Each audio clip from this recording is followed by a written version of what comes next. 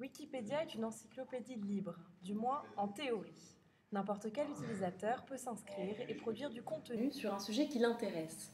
L'idée derrière Wikipédia, c'est celle de l'intelligence collective. On décentralise le savoir et les pouvoirs, les individus deviennent des créateurs autonomes de contenu et ils interagissent plus avec leur environnement.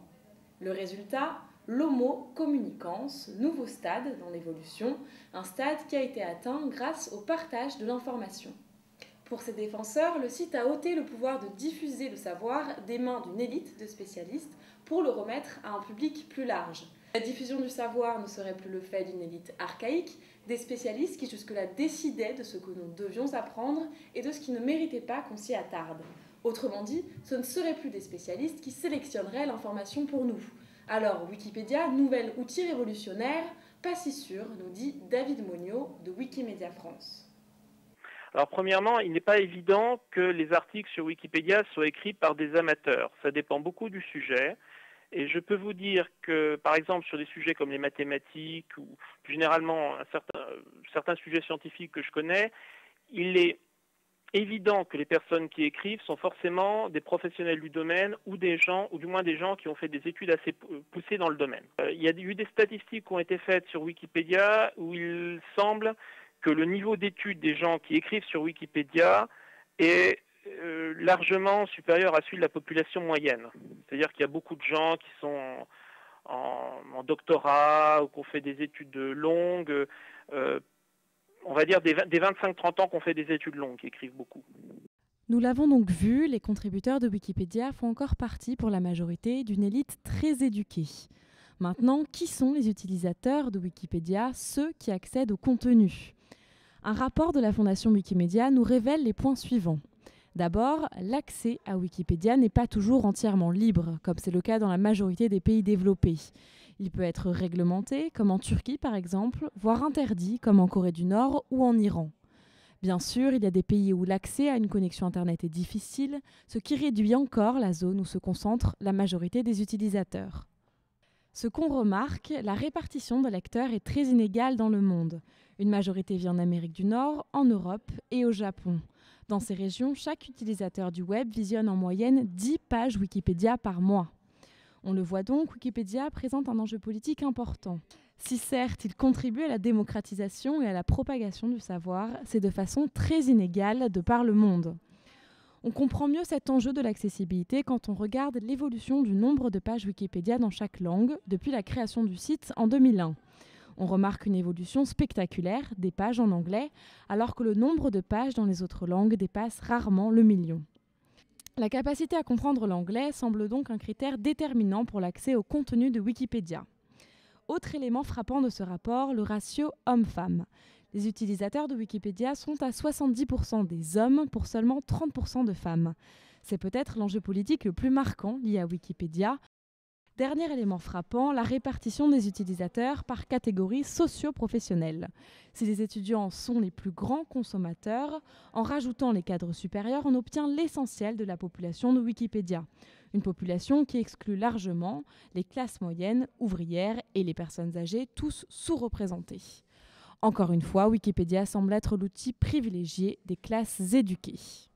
Au total, il y a sur Wikipédia en anglais environ 60 millions de liens, chaque article en répertoriant 25 en moyenne.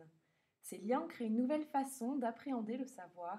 Chaque individu se connectant sur Wikipédia crée en fait son propre texte, un texte que personne d'autre n'a lu auparavant. Sur Wikipédia, chacun construit son propre savoir. Sans cette qualité de discernement, on est facilement assommé par l'énorme quantité d'informations disponibles. Sans sélection ou hiérarchie préalable, Wikipédia serait un danger. C'est en tout cas l'avis de l'auteur Andrew Keen. My biggest problem with Wikipedia is it doesn't create a hierarchy of knowledge. There is no one at the heart of Wikipedia, and maybe Jimmy should be that person. There is no one at the heart of Wikipedia saying that the entry on Pamela Anderson should be shorter, or, excusing the vulgar metaphor, longer than that on Hannah Arendt. Ultimately, for those people who go to Wikipedia who have no media literacy, who lack the skepticism, the education which we all have, I am fearful that in this open source, free knowledge universe. We are going to be educating people who are not able to evaluate not so much the accuracy of information, but the importance of information.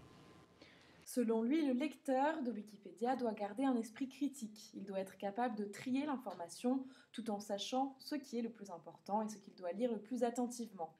En fait, Wikipédia donne une nouvelle responsabilité au lecteur. La classification sur Wikipédia est différente de celle des anciennes encyclopédies. Les savoirs y sont classés par ordre alphabétique ou bien par thématique. Comme le cerveau, Wikipédia est un système de réseaux et de liens sans centre fixe. Ce sont ces hyperliens présents sur chaque page qui structurent le site. Grâce à eux, les 2,5 millions d'articles sur Wikipédia sont directement connectés.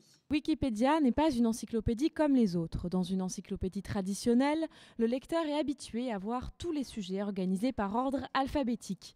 Il sait donc à quelle page se référer pour obtenir directement une information. L'organisation de Wikipédia est bien plus proche de celle du cerveau humain. Les informations ne sont pas hiérarchisées, elles sont reliées les unes aux autres. Lors d'une recherche sur Wikipédia, l'utilisateur balaie un panel d'informations plus large grâce aux hyperliens disponibles. Cette quantité d'informations a des implications directes sur le fonctionnement du cerveau, comme le dit Nicolas Carr, journaliste scientifique réputé. On peut s'attendre à ce que les circuits créés par notre utilisation d'Internet soient différents de ceux créés par notre lecture de livres.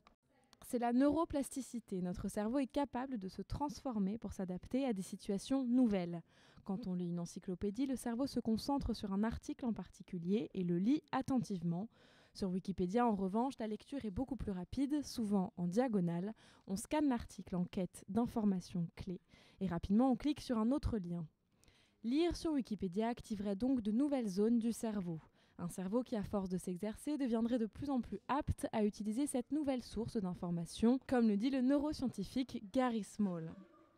Si on répète les mêmes tâches mentales, alors cela aura pour effet de renforcer des circuits de neurones et d'ignorer ceux qui ne sont pas utiles. Selon des études menées au University College de Londres, le cerveau serait davantage stimulé par la recherche d'informations sur le web plutôt que par la lecture d'un livre. Alors pour finir, une question. Notre cerveau n'est-il pas plus adapté à l'utilisation de Wikipédia plutôt que celle d'une encyclopédie normale ?